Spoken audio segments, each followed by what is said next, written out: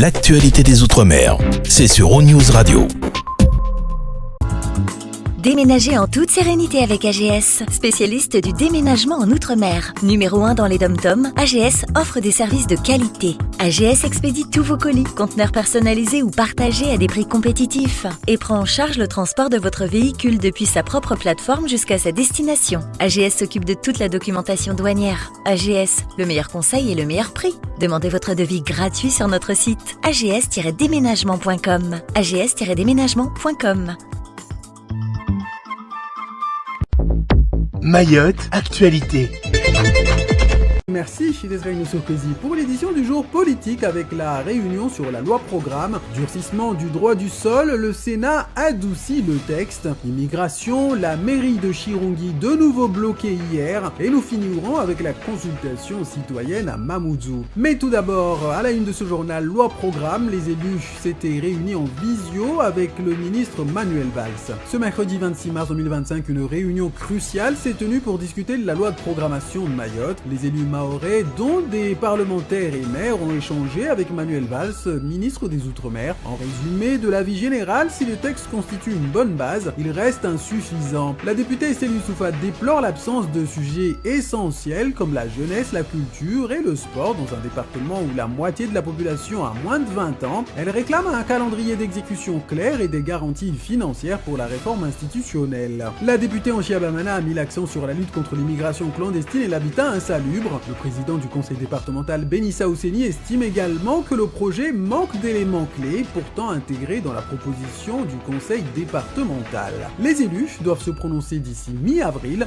La question est maintenant de savoir si ce nouveau texte sera rejeté comme l'ancien texte proposé par l'ancien ministre des Outre-mer, Sébastien Lecornu. Et toujours en politique, le Sénat a voté le texte visant à limiter le droit du sol à Mayotte tout en l'assouplissant la loi. Les sénateurs ont adopté une version amendée de la loi sur le droit du sol, prévoyant que les enfants nés sur notre archipel pourront obtenir la nationalité française si l'un des deux parents réside légalement à Mayotte depuis au moins 1 an, contre 3 mois auparavant. Ce vote assouplit la version plus stricte proposée par l'Assemblée nationale qui fixait la durée de résidence à 3 ans et imposait la régularité des deux parents. Cette mesure vise à freiner la pression migratoire, mais sera-t-elle suffisante si elle est promulguée ainsi ? Le ministre Gérald Darmanin a reconnu ses limites, laissant entrevoir un débat relancé à la présidentielle. La gauche, en opposition, dénonce une réforme inefficace. A noter que le sénateur Seydou Marouali a voté contre le texte, tandis que la sénatrice Salama Ramia a soutenu le texte.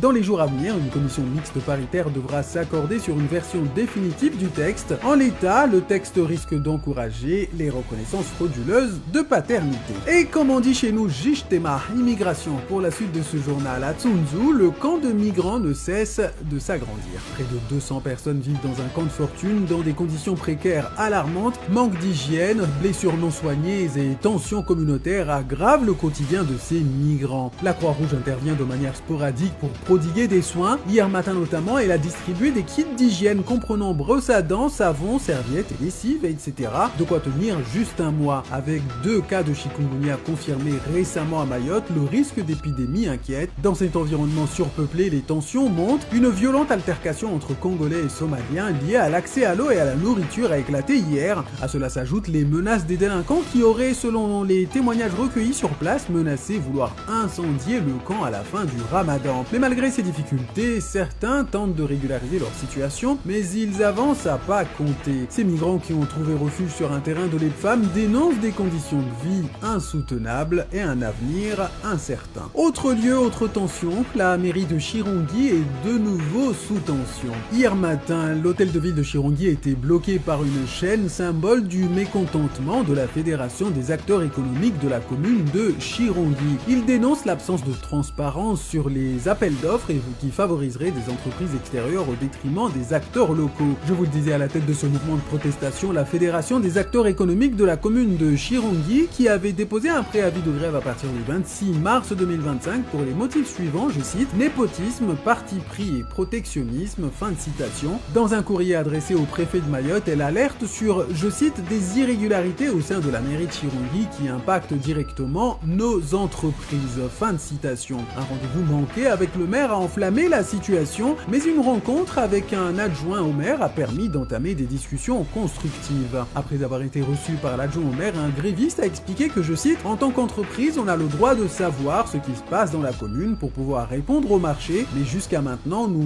n'étions au courant de rien. » Fin de citation. Bien que les échanges aient été constructifs, un membre de la Fédération des acteurs économiques de Chirungui a prévenu, je cite, « Si ce qui a été dit n'est pas respecté, on reviendra. » Fin de citation. Je vous propose de clôturer cette édition avec cette question existentielle. Comment appeler les habitants de Mamoudzou? La ville de Mamoudzou invite ses habitants à choisir leur gentilé. Ce terme qui désigne les personnes vivant dans un lieu donné constitue un symbole fort d'identité et d'appartenance collective. Deux options sont proposées, Mamoudzien, Mamoudzienne ou Mamoudzois et Mamoudzouases. Cette initiative moderne portée par des outils numériques vise à refléter les valeurs et l'unité de la communauté. La consultation ouverte jusqu'au 21 avril 2025 se déroule via un formulaire en ligne. Le maire Andilo Aïdou-Soumela souligne l'importance de cette démarche participative qui place les citoyens au cœur des décisions. Les résultats de cette consultation seront soumis au conseil municipal pour officialisation. Avec cette action, Mamoudzou réaffirme son engagement envers la démocratie locale et l'appartenance communautaire. Et pour voter, eh bien, rendez-vous sur la page dont l'adresse s'affiche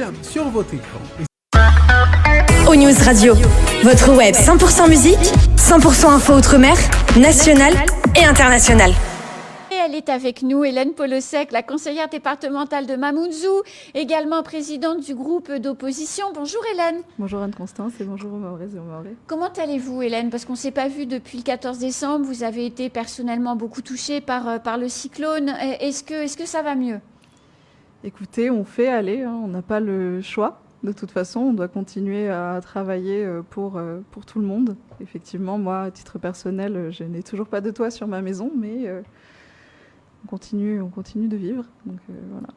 Ouais, mais c'est important de le dire aussi que même les élus de notre département sont dans les mêmes difficultés que tout le monde en réalité et que, comme vous le disiez tout à l'heure, quand il pleut, on écope. C'est ça. Chaque fois qu'il y a de l'eau, on écope. On a fait un trou dans notre sol pour que l'eau puisse s'évacuer aussi. Donc, on trouve des solutions, mais c'est vrai qu'à un moment, ça devient très compliqué. Il n'y a pas de matériaux disponibles sur le territoire pour réparer. Moi, ma charpente a été fortement endommagée, donc je n'ai pas pu bâcher, parce qu'on ne met pas une bâche dans le vide, tout simplement. Bien sûr. Aujourd'hui, le peu de matériaux qui est disponible sur le territoire est réquisitionné pour réparer les bâtiments publics. Tout à fait. Donc c'est très compliqué. À la marge de ça, vous avez quand même le courage et la force de faire le travail pour lequel vous avez été élu, et c'est aussi pour ça que vous êtes présente. Le budget du conseil départemental a été voté. De l'ensemble des observateurs qui ont pu se poser dessus, c'est un budget fragile, ultra dépendant des subventions de l'État, dont on sait qu'elles ne sont pas toujours faciles à percevoir. Daniel Zeidani avait même dit, juste avant qu'il ne soit malade, il avait même dit qu'il faisait confiance à Ben Issa, qui avait développé un savoir-faire fou pour aller chercher l'argent, pour pouvoir justement aller chercher ces subventions. Lors du vote, et on pense à Daniel Zeidani, à sa famille, on espère qu'il va mieux. Hélène, vous vous êtes abstenue avec Soula Saïd Soufou sur ce vote. Pourquoi? Alors, premièrement, il faut savoir qu'on a eu le débat d'orientation budgétaire au mois de février, où on a remonté un certain nombre d'observations et de recommandations justement pour améliorer ce budget. Toutes ces observations ont été mises à la poubelle. On n'en retrouve aucune dans le budget qui nous a été présenté. C'est le même au centime près. Que celui du débat. Que celui du débat, tout à fait, et même j'ai envie de dire que celui de l'année dernière, comme si Chido n'avait jamais frappé notre territoire. Très peu de... Qu'est-ce que ça veut dire? Ça veut dire que les lignes qui ont été abondées dans le budget sont les mêmes. Il y a une ligne qui a été créée sur les catastrophes naturelles où on retrouve 10 millions d'euros. C'est pour les entreprises. Voilà, pour les entreprises entre autres, mais ça ne suffit absolument pas. nous avions fait la proposition de pouvoir conventionner avec les prêteurs étatiques, on les connaît, hein, que ce soit l'AFD ou bien la BPI pour les entreprises et l'AFD plutôt au niveau pour les particuliers, pour créer justement un fonds d'urgence. On sait qu'aujourd'hui, on a des propositions qui sont faites par le gouvernement, on attend toujours la concrétisation, je suis d'accord, notamment le prêt à taux zéro, mais ça reste un prêt, il faudra le rembourser même au bout de 5 ans, sans intérêt. Bon, il y a des conditions, mais toutes les Mahorais n'y auront pas accès, puisque si vous n'avez pas de titre de propriété ou si vous ne payez pas d'impôt foncier, vous n'y aurez pas droit. Donc voilà, ça reste une solution, c'est vrai, mais elle ne correspond pas aux besoins de tous. Et à travers ce fonds d'urgence, on aurait pu déjà aider les premiers travaux. On ne peut pas et on n'a pas les reins solides, je suis d'accord avec tout le monde, pour reconstruire seul Mayotte. Maintenant, on ne peut pas non plus rester les bras croisés, et c'est ce que moi je reproche réellement à ce budget, c'est qu'il ne prend pas en compte le passage des cyclones Chido et Dikeledi. Qu'est-ce que vous auriez aimé trouver de plus, Hélène, avec votre groupe, dans ce budget ? Vous savez, dans ce budget, on ne retrouve pas non plus de priorité. Normalement, dans un budget, on trace les orientations que l'on veut donner à la politique publique durant l'année sur laquelle ce budget s'exécute. Oui. Là, on ne retrouve aucune ligne claire. Quelles sont les priorités post-Chido, c'est pas clair. Quels sont les projets pour lesquels on va aller chercher des financements complémentaires? On ne sait pas. On nous dit à l'oral, effectivement, oui, il y a le projet, par exemple, de contournement urbain, le boulevard urbain de Mamoudzou, oui, très bien, mais sauf qu'il n'apparaît pas. On nous parle de reconstruction de la grande cité administrative du département, très bien, mais ça n'apparaît pas. Donc, on se pose beaucoup de questions. Il y a eu, Hélène, le mois dernier, une espèce d'énorme cafouillage sur le paiement des salaires des agents du conseil départemental. Est-ce qu'aujourd'hui les choses sont réglées? Est-ce que sur ce mois-ci, puisqu'on est le 27 mars, donc les salaires du mois de mars devraient être en train d'être payés, ou en tout cas dans le chemin à la navette pour l'être, est-ce que vous avez obtenu des garanties sur le fait qu'il n'y aurait pas de rebelote, parce que c'était quand même grave ce qui s'est passé. Bien sûr. Les salaires ont été versés, effectivement, de même pour la prime Chido qui avait été votée le mois dernier au département. Donc pour fin de l'histoire, quoi. La page est tournée. Je n'ai pas les détails pour savoir est-ce que tous les soucis ont été réglés, mais effectivement, je peux dire que les salaires ont été versés, puisque nous aussi, élus du département, avions été impactés par ce non-versement. Et pour ceux qui, comme moi, ont décidé de se mettre à temps plein dans leur mandat, c'était compliqué aussi pour nous. Hélène, vous aviez déposé plusieurs motions avec votre groupe, et il y en a deux qui émanaient de vous. La première, c'était sur l'école d'architecture qui est en train de se mettre en place à La Réunion et qui va couvrir La Réunion, Mayotte. Vous aviez une attente particulière. Alors, elle ne couvre pas du tout Réunion-Mayotte. L'école d'architecture de La Réunion existait déjà, mais c'était une antenne de l'école de Montpellier. Oui. Aujourd'hui, c'est une école à part entière, exactement, depuis le 1er mars de cette année. Et cette école a été présentée lors de la conférence de presse par la ministre Rachida Dati comme l'école de la reconstruction de Mayotte. Donc, à ce titre-là, et en attendant qu'on ait notre propre école d'architecture, mais on sait qu'avec le contexte budgétaire actuel, c'est pas pour demain. Moi, j'avais lancé les démarches pour que des représentants locaux de Mayotte puissent intégrer cette école, puisque c'est dans cette école que vont être dessinés la plupart des futurs projets de Mayotte. Et donc, je trouvais absolument nécessaire que la voix, que les besoins, que les ambitions des Mahorais soient portés par les Mahorais. Bien sûr. Puisque dans cette école siègent 4 élus locaux réunionnais, j'ai demandé à ce qu'on puisse avoir 4 élus Mahorais qui puissent rejoindre ce conseil d'administration. Et c'est acté ? C'est en bonne voie. Je suis reçue à Paris le 31 justement pour... 31 mars 31 Ah oui, mars. donc vous allez partir dans pas longtemps. Je pars dans quelques jours, effectivement, par mes propres moyens.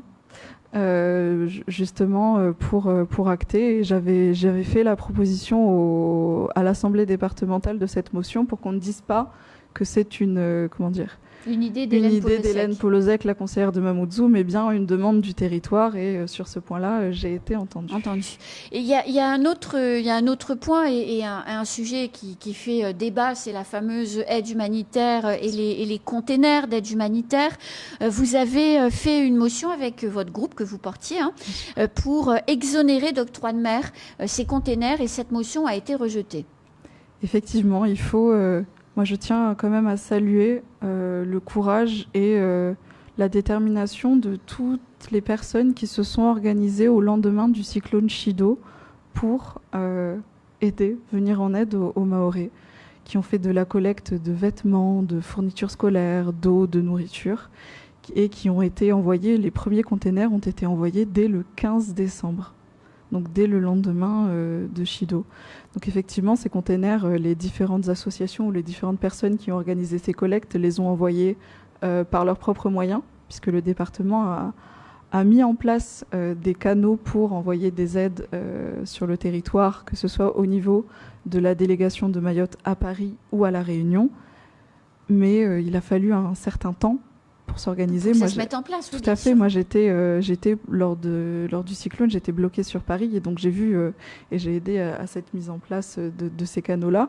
Mais c'est vrai que depuis, j'ai reçu beaucoup de sollicitations, et j'ai vu passer aussi beaucoup sur les réseaux sociaux de personnes qui se plaignaient du fait qu'elles ont fait le nécessaire pour venir en aide à la population, qu'elles sont prêtes à montrer patte blanche, parce qu'on sait qu'il peut y avoir des abus à chaque fois qu'il y a de l'aide humanitaire, etc.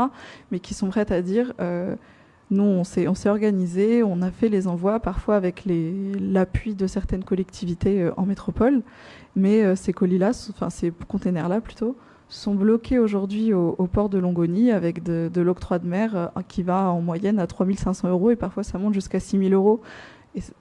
C'est beaucoup trop cher. En plus d'avoir payé le transport, de se retrouver une fois ici, une fois que la marchandise est sur place, sachant qu'on en a besoin, qu'on se retrouve avec un blocage dû à l'octroi de mer. Moi, je voulais qu'on puisse exonérer ces containers-là. Hélène, est-ce que c'est pas le révélateur d'un autre mal de notre département ? C'est la cherté de la vie, parce que les dépenses ou les coûts d'envoi sont connus, et quand on fait partir un conteneur maritime, avant de partir, on connaît le coût. On sait combien ça va coûter, y compris de le dédouaner une fois qu'on arrive. Est-ce que on met pas le doigt sur un autre problème, ce que ça coûte de vivre dans un département comme Mayotte, et l'impact que ça a à la caisse quand on achète des choses? Tout à fait. Effectivement, c'est un vrai problème dans tous les territoires ultramarins, mais en particulier à Mayotte, qui est le territoire le plus pauvre de France et d'Europe. Effectivement, on a des discussions qui sont lancées sur ce sujet, mais maintenant, il faut qu'on se mette d'accord. Il y a l'une des propositions qui a été faite pour qu'on puisse apporter des solutions à ce coût. Une fois les marchandises arrivées, c'était de faire un grand port maritime où il n'y aurait plus de délégataires entre les marchandises qui arrivent et la grande distribution. Il faut que le conseil départemental se positionne clairement. Est-ce qu'on veut un port régional, c'est-à-dire que le département reste le gestionnaire, même s'il fait délégation de service public derrière, mais reste le gestionnaire principal. Ça remplit les caisses quand même, Hélène. Le jour où le port devient un grand port maritime, il n'y a plus un centime d'euro pour le conseil départemental. Or, ça fait vivre aujourd'hui le conseil départemental, en partie. On parle d'une enveloppe de 10 millions d'euros. Maintenant, il faut savoir que si le conseil départemental reste le gestionnaire du port, ça veut dire que c'est aussi au conseil départemental de faire les différents travaux qui sont nécessaires aujourd'hui. Évidemment. Et force est de constater que nous n'en avons pas non plus les moyens. Mais l'État non plus, hein. L'État a plus de moyens que le conseil départemental, en tout cas. Hélène, le temps tourne et je voulais vraiment quand même vous poser cette question. La semaine prochaine, du 2 au 4, ce sont les élections internes de votre famille politique, le MoDem. Vous vous êtes portée candidate pour ces élections avec deux autres candidates, Jeanne Bébé et Cassandra Chanfy. Pourquoi cette candidature et qu'est-ce que vous en espérez ? Alors c'est vrai que moi je n'étais pas forcément partante pour parler des affaires internes du MoDem publiquement, tout simplement parce qu'en tant qu'élu local, je pense que les Mahorais attendent autre chose de moi que de parler de la tambouille interne d'un parti politique. Oui, mais c'est un beau moment de démocratie, il y a un beau renouvellement de génération, 3 jeunes femmes, pas d'hommes, pas de vieux briscards de la politique. Le MoDem donne quand même une leçon de politique aux autres familles. C'est un moment intéressant de la vie politique mahoraise. Effectivement, et le MoDem a toujours répondu présent lors des grands événements cruciaux pour le développement du territoire. C'est vrai que là, on est dans une période charnière avec des discussions très importantes qui tracent l'avenir du territoire sur les minimum 30 prochaines années. Bien sûr. Avec un Premier ministre du MoDem. Donc c'est vrai que le MoDem a tout son rôle à jouer, en particulier pour pousser les doléances et faire entendre la voix des Mahorais. Moi, je pense avoir prouvé déjà depuis le début de mon mandat la capacité de faire entendre les besoins et les doléances des Mahorais. C'est vrai que je voulais continuer à pouvoir le faire. Je le fais bien évidemment au titre de mon mandat électif, mais c'est aussi, j'ai beaucoup œuvré aux côtés de Daniel Martial-Henry. J'étais sa vice-présidente sur son dernier mandat avant qu'il démissionne. Et je trouvais logique de me présenter, de continuer à pousser en fait tout ce groupe. Il faut savoir qu'au MoDem, on a quand même une belle brochette de talents et c'est très important. On arrive dans une période de négociation politique aussi. Interne, puisqu'il y a les municipales, il va y avoir aussi après les régionales, peut-être nouvelle mouture si la loi est votée. Avec un nouveau scrutin, tout à fait. Et donc, je trouvais important qu'on ait à la tête du parti aussi quelqu'un en capacité de négocier pour les autres. Outremernews.fr, le site de l'actualité Outre-mer, 24 heures sur 24 et 7 jours sur 7. Retrouvez la chaîne Outremer News sur YouTube.